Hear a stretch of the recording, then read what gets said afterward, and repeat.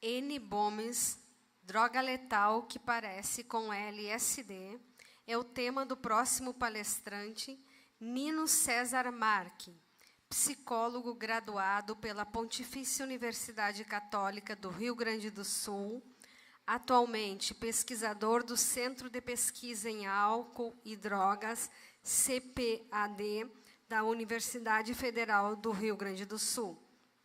Possui experiência com psicologia clínica, com ênfase na atuação nos seguintes temas: cocaína, crack, álcool, tabaco, maconha e drogas sintéticas. Convidamos ao palco o senhor Nino César.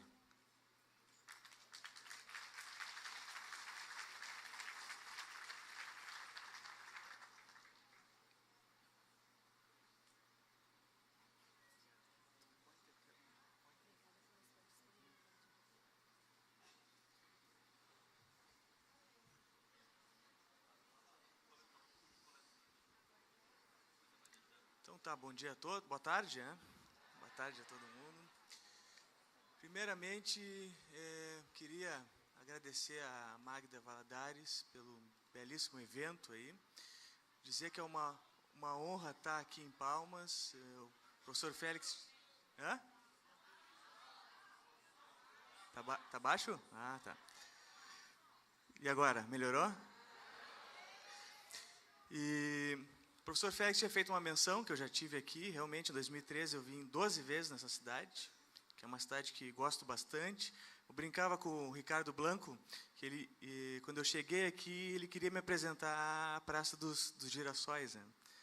E aí ele até fez uma brincadeira: quero ver tu correr aqui, né? E eu disse: não, eu já vim aqui, já corri, já caminhei essa praça, é uma praça grande, se eu não me engano, acho que é a maior da América Latina, né? Isso? Segunda? Maravilha. Então, vou falar de um tema que, para nós, como clínicos, é muito caro, que não é somente o uso de drogas, né, mas o perfil que geralmente se envolve no uso desta substância, que é uma droga sintética, que eu vou detalhar um pouquinho, porque a Ana Cecília Marques já falou, o Félix também deu uma pincelada, eu acho que o Jeffrey vai falar posteriormente sobre maconha, que são os adolescentes. Para nós, a gente acredita que muitos problemas importantes a gente pode evitar, claro, lá na primeira, segunda, terceira infância, mas esta fase de vida, que é uma etapa contestatória, que todos nós já passamos algum dia, né, é um momento não só de vulnerabilidade, mas crucial para a vida adulta. Tentando fazer uma ponte, explicando um pouco a minha trajetória para vocês com o dia de ontem, eu também sou um trabalhador ativo das comunidades terapêuticas, né? Além de clínico e pesquisador.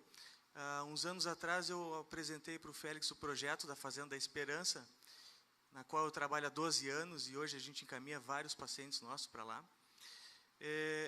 Ontem teve um momento muito forte aqui sobre espiritualidade, a importância deste componente no tratamento das pessoas que fazem uso abusivo de substâncias.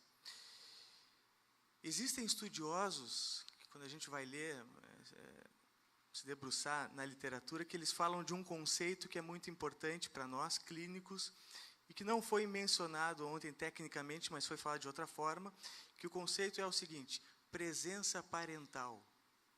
O quão importante é, o Félix me apresentou há uns 3 anos atrás um livro de um autor que é o Rainho Homer, que a gente usa bastante. O quão importante é essa presença do pai, dos pais, no psiquismo do jovem.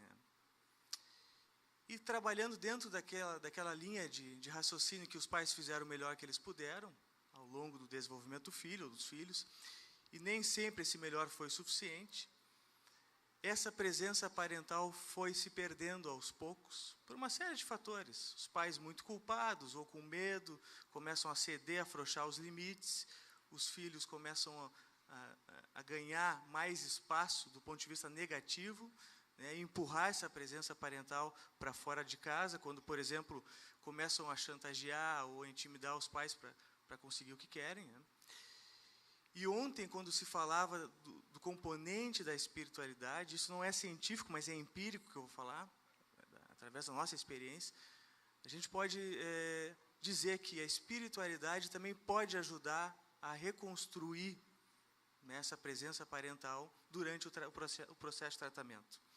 E isso pode facilitar depois a função do psiquiatra, que pode também ajudar no psiquismo do paciente, a reconstruir a função do pai, da assistente social, né, que pode ajudar no psiquismo do paciente a reconstruir a figura da mãe, da psiquiatra, da psicóloga, do psicólogo, do padre, da irmã, enfim, dos facilitadores, dos educadores que estão na linha de frente. Por que eu estou falando isso? Porque o uso de drogas na adolescência, em geral, na nossa experiência, a gente percebe que os jovens carecem disso. Os pais também carecem de um treinamento melhor para lidar com essas variantes aí. Então, a gente tem falado de espiritualidade, amor exigente, grupos de autoajuda, experiência clínica, alguns dados de pesquisas, que a gente vai mostrar agora, o como isso pode ajudar a fazer essa reconstrução. Durante a minha apresentação, eu vou trazer alguns exemplos clínicos, porque eu sou um clínico antes de mais nada, e espero que possa ser útil para vocês. Tá joia? Por que N-BOMI? Isso é uma sigla de um componente químico, N-benzil, metílicos, oximetílicos, que está sendo substituída essa droga pela famosa droga sintética que muito se usa entre jovens, que é o LSD. Popularmente, eles chamam de doce, né, no linguajar deles. E deixa eu só ver aqui. Tá, aqui. E uma outra substância muito utilizada, que é através de comprimidos, que é o êxtase, eles costumam chamar de bala.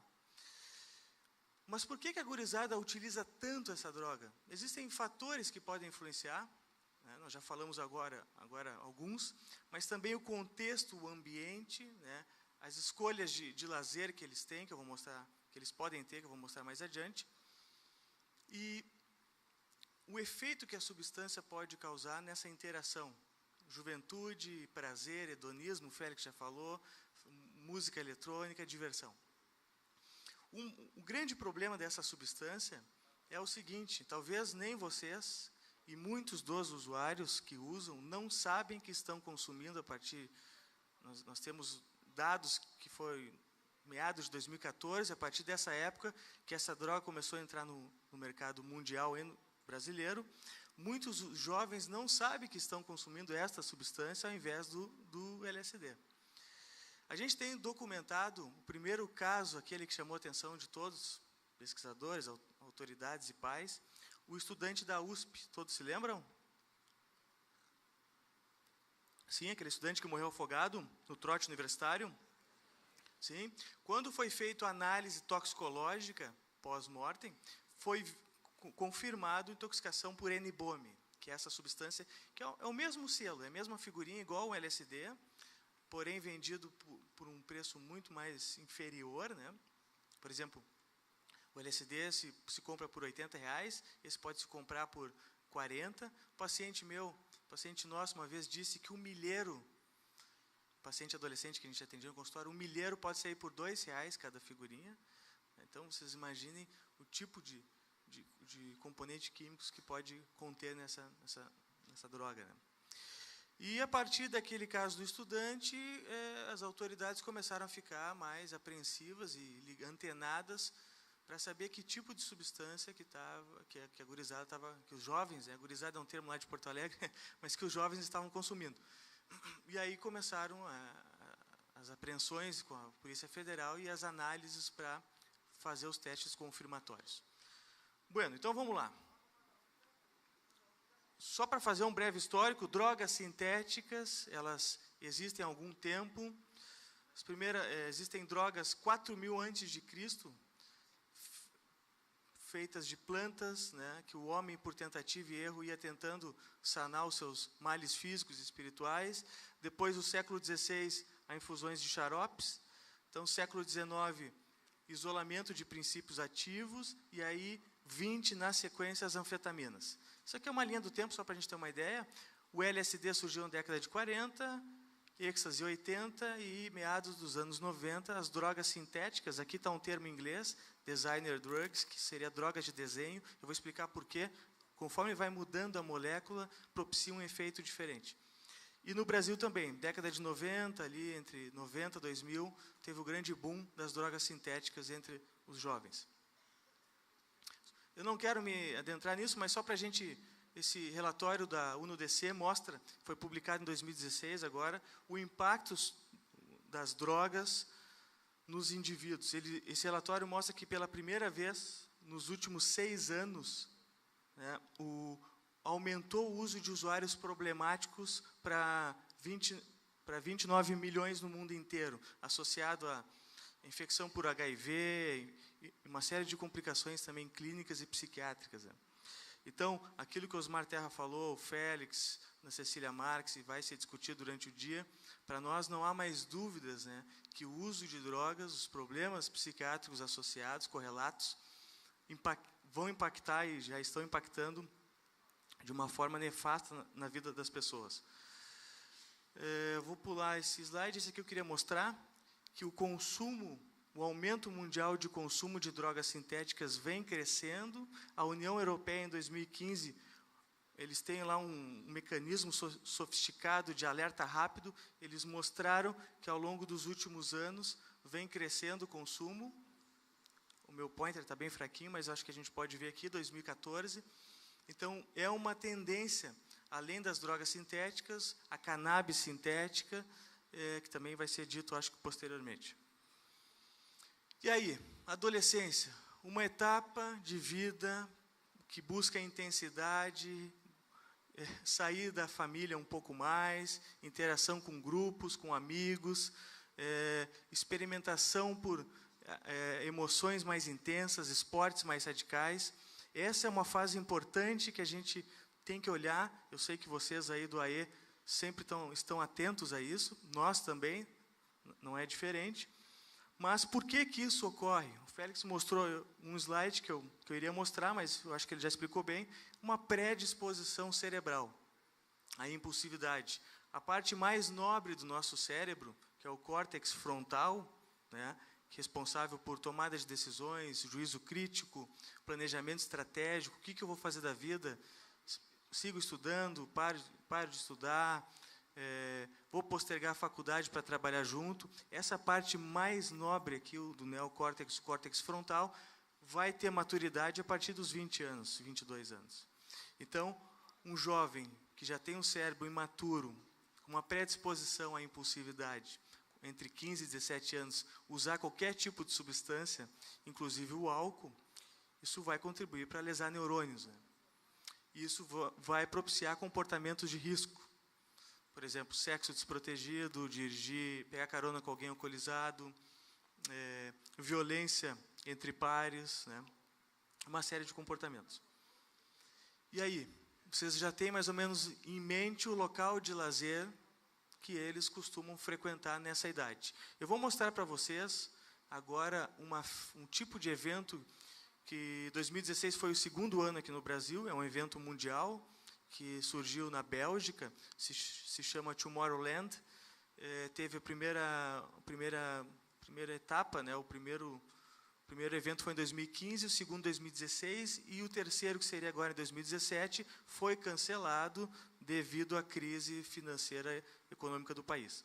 O local de lazer que eles gostam, em geral frequentam e utilizam substâncias psicoativas, essas drogas sintéticas, são locais como estes. Então, essa aqui é uma matéria de 2015, mas eu acho que é interessante a gente olhar pelo seguinte: em menos de 3 horas, o Jornal Estadão mostra aqui, em menos de 3 horas eu circulei, os 180 mil ingressos foram vendidos pela internet. O evento de 2016 também foi na mesma proporção. 3, 4 horas, eles liquidam todos os ingressos. Então, há muita procura, há muita ansiedade, há muito desejo dessa juventude em procurar locais como estes. E aqui algumas fotos para a gente poder ver, sempre associado a muitas cores, muita gente, um show de efeitos especiais, um público com bastante entusiasmo. Esses eventos duram entre 2 a 4 dias, né? É uma produção hollywoodiana, né? Parece que é um outro local, bem diferente da época que o pessoal mais antigo aí frequentava as festas, né? Então é algo assim impressionante pela capacidade de investimento e como esse ambiente é fértil para o uso de substâncias, né? Inclusive eles criam uma logística altamente sofisticada. Por exemplo, os parques são bem montados ao meio em meio à natureza. Aqui é a hospedagem que eles oferecem barracas.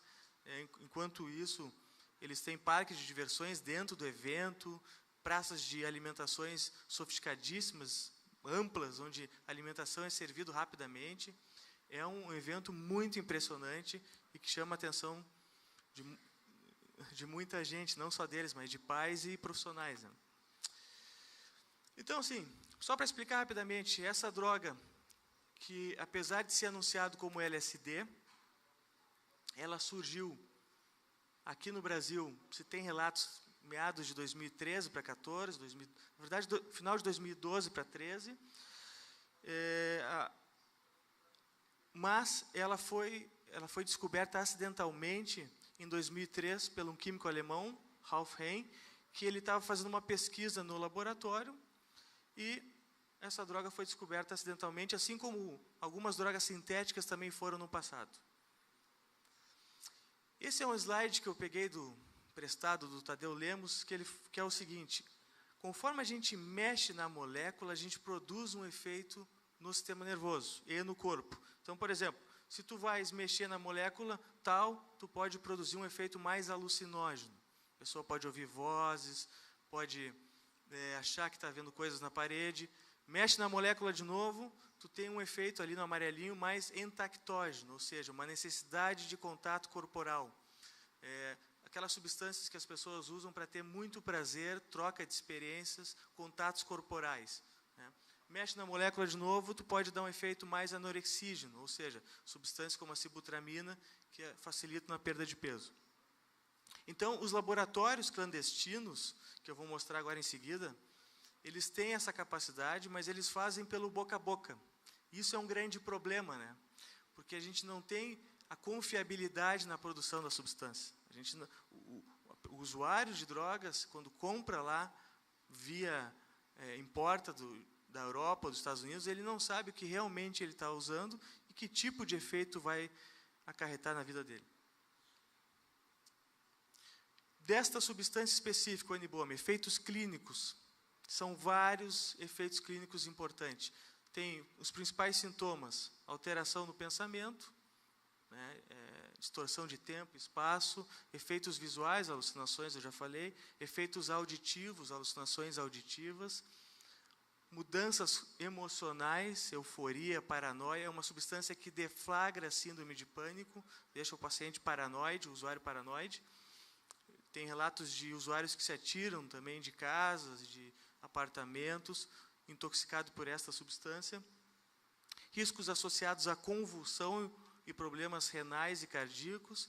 E quem é da área médica sabe, a pessoa que entra em convulsão pode entrar numa sucessiva crise de convulsões e não voltar, né? Então, uma série de problemáticas, não só do ponto de vista emocional, mas clínicas também, associado ao N-Bomb. E aqui está a linha de produção. Isso aqui vocês podem dar um Google. Os laboratórios onde essas drogas sintéticas são produzidas é este tipo aqui. Podem dar o Google lá, são imagens da Polícia Federal, e vocês verão aonde que eles estão produzindo essa substância, né? E um ambiente altamente insalubre, né? Com uma série de engembrações. Então eu botei para essas duas fotos para a gente ter uma ideia do tipo de local. A rota da droga para o Brasil, de onde é que vem? Vem dos Estados Unidos, do Reino Unido, da Holanda, Alemanha, outros países ali próximos também, Portugal. Em geral vem da Europa e entra pelo Rio Grande do Norte e Rio Grande do Sul e São Paulo. Tanto que as maiores apreensões, nós temos um banco de dados de laudos periciais digitalizado, departamento lá de toxicologia da URGS. Nós temos um banco de dados do Brasil inteiro, mostrando as apreensões, que eu vou falar um pouquinho depois. Em geral, no nosso país, entra por esses três esses 3 pontos, né? Rio Grande do Norte, São Paulo e Rio Grande do Sul. Então, essa foi uma reportagem que saiu há um tempo atrás, no jornal local nosso, lá, 0 Hora, que esses selos de N-Bombs, muitas vezes vendidos como sendo LSD, explica o aumento de 180% nas apreensões pela polícia. Comparado os anos, por exemplo, no Rio Grande do Sul, 2015, teve esse aumento de 180%, aqui no último gráfico, e comparado com algumas regiões do país, se a gente somar Paraná e Rio Grande do Sul, quase atinge São Paulo, que é ainda o local onde tem maior número de apreensões, mas supera Rio Grande do Norte. Né? Então, esse é um artigo que colegas da Universidade Federal lá do Rio Grande do Sul fizeram, que eles mapearam todas as apreensões, eles têm um banco de dados de todo o Brasil, mostrando os locais onde mais tiveram apreensões, que eu já mencionei, que foi São Paulo e região Sul, Rio Grande do Norte. E eu quero botar uma vinheta clínica de uma paciente nossa lá do consultório, que foi o primeiro caso de N-Bomb que eu atendi há 2 anos atrás. E chamou muita atenção por ela ser jovem. Claro que eu distorci um pouco, botei um nome diferente. A idade eu preservei, mas o nome eu troquei o nome ao nome fictício. Isso foi em 2014. Ela chegou para atendimento e disse o seguinte: estava usando praticamente todos os finais de semana em festa de música eletrônica, sempre tive um uso controlado, essa era a percepção dela, e uma experiência visual com cores fortes e marcantes. Mas em dezembro desse mesmo ano, final de 2014, após usar 2 blotters, que seria 2 selos, 2 papéis, acabei acordando nos braços dos paramédicos da festa onde ela estava. E eles disseram que eu a mesma havia tirado minha roupa e tido múltiplas relações sexuais com desconhecidos.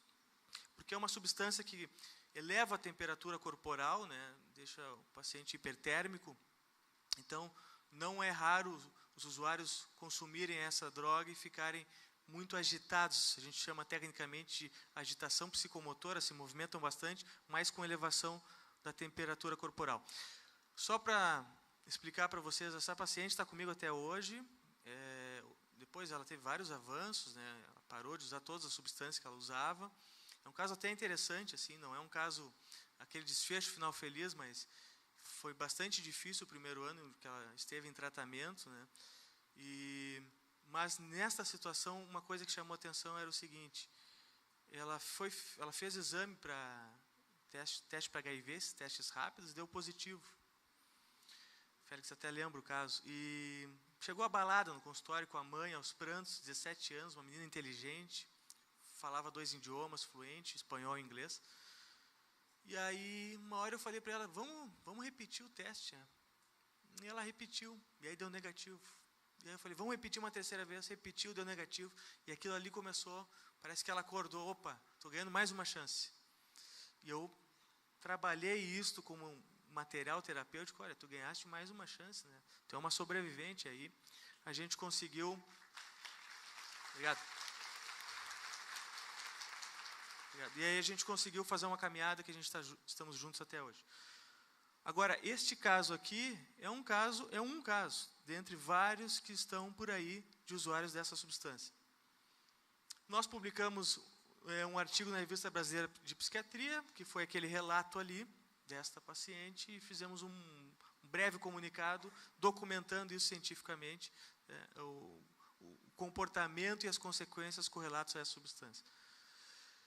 Este artigo de revisão é um artigo recente, de 2015, que mostra, eles, na verdade, revisaram poucos artigos, porque é uma droga que não tem muito estudo científico. Se tu vai fazer uma busca mais superficial, em base de dados, tu vai encontrar de 60 a 100 artigos. Aí tu começa a olhar os artigos, tu vai eliminando, porque alguns são duplos, né? São poucos artigos descritos na literatura o que essa substância causa, as complicações tóxicas dela associadas a comportamentos como esses que eu acabei de mencionar.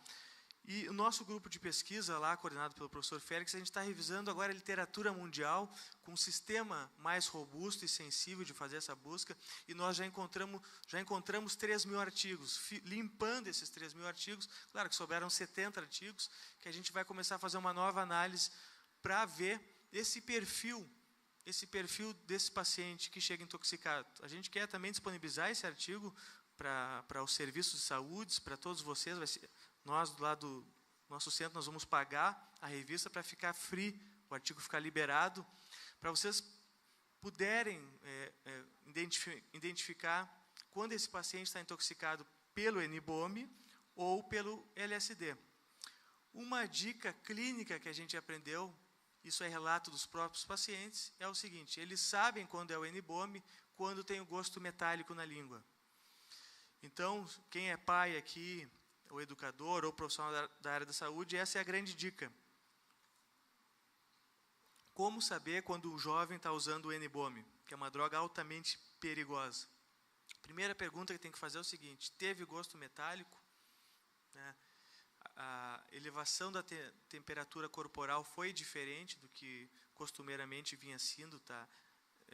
Essa elevação da temperatura corporal é mais intensa. Teve problemas psiquiátricos mais severos, mais importantes, alucinações mais graves. São essas pistas que podem ajudar, até para poder esclarecer, como o Félix falou, psicoeducar o jovem, né, do tipo de substância que ele está usando. Aqui é uma ONG californiana que ela registra as bad trips, ou seja, as más viagens que os usuários têm com várias substâncias. E eu escolhi dois relatos de usuários quando se trata do NBOME. Primeiro relato. O usuário dizia o seguinte: as coisas começaram a ficar reais demais. Relata uma usuária. Comecei a chorar e ficar triste, depois feliz, depois fiquei triste de novo. Comecei a sentir minha cabeça vazia, como se meu cérebro tivesse sumido, relatou um deles. Essas sensações são apavorantes, estão associadas a pensamentos de morte ou tentativa de suicídio. Às vezes pode vir a tentativa de suicídio como um mecanismo de aliviar essa loucura que eles enfrentam quando estão intoxicados. O paciente nosso, esses dias que eu estava atendendo, pedi para ele permissão para anotar as bad trips, e ele me disse que quando ele usava NBOME, ele me disse recentemente no consultório, ele ia para um canto da casa e chorava por horas. Depois que passava o efeito da intoxicação, ele se sentia muito triste. E a maneira dele se sentir acolhido, ou seja, sanar essa tristeza, era se encontrar novamente com os amigos e usar a substância novamente. Então, essa falácia que hoje gira, às vezes, que droga sintética não causa dependência, não é bem assim. Já sabe que a tolerância, ou seja, o cérebro vai pedindo cada vez maior número de substâncias, é um indicativo de que elas podem causar dependência, sim. Os desafios analíticos são os mesmos de sempre. Por exemplo, a Anvisa, que tem a portaria 344, tem uma lista de substâncias que são consideradas ilegais. Daí vem lá um espertinho nesses laboratórios clandestinos, que já tem lá o impresso colado na parede, mexe na molécula, quando a droga é apreendida pela Polícia Federal, vão comparar com a lista, não é entorpecente. E aí fica por um bom tempo sendo consumida entre os jovens. E também, esse aqui é o Rafael Lanaro, lá da Unicamp, ele comprou um aparelho cromatrógrafo gasoso, aclopado à espectrometria em massas, para poder fazer as análises analíticas e confirmar se é NBOME ou não. Deixa eu passar aqui. Bom, o Félix já falou sobre matriz biológica para detectar drogas. Esse slide aqui, só para mostrar um slide antigo, que eu sempre gosto de mostrar, eu acho que dá um bom panorama assim, do que a gente está falando nesse congresso. Por que a gente está fazendo todo esse esforço aqui? Há anos, para evitar isso aqui. Esse estudo do McLellan, que é um pesquisador americano, ele comparou taxas de recaída de dependentes químicos com outras doenças crônicas não transmissíveis, aqui no caso diabetes, hipertensão e asma. Se vocês notarem, as taxas de recaída são idênticas, né? Ou seja, o nosso esforço é para que o nosso jovem não chegue e não adquira uma doença crônica como essa, que é tão fatal, né? Com desfechos tão graves. Vou deixar uma fotinha para a gente pensar um pouquinho. o que é que essa gurizada, o que esses jovens estão perdendo e que tipo de conexões que eles estão fazendo neste momento. E agradecer a paciência de vocês. Muito obrigado.